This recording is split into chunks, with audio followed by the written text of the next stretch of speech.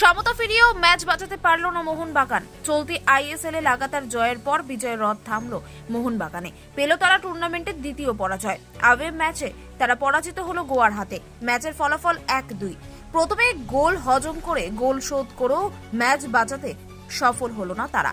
দ্রুত এগিয়ে যায় গোয়া। একের পর এক আক্রমণ করেও পারল না সবুজ মেরুন বাহিনী কামব্যাক করতে। ম্যাচের প্রথম মিনিট থেকে আক্রমণে নামে গোয়া। 12 মিনিটের মাথায় তারা এগিয়ে যায় তাদের হোম গ্রাউন্ডে। গোল করে দলকে এগিয়ে দেন ফার্নান্ডেজ। এরপর আক্রমণে নামে মোহনবাগান। লাগাতার চাপ সৃষ্টি করতে শুরু করে গোয়ার রক্ষণভাগের ওপর।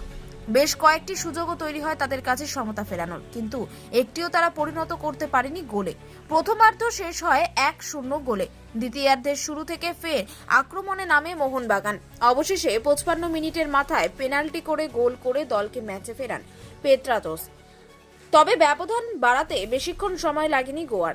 68 মিনিটের মাথায় ফের গোল হাঁকান ফার্নান্ডেজ। এরপর আক্রমণের ঝাঁজ বাড়ায় সবুজ মেরুন বাহিনী।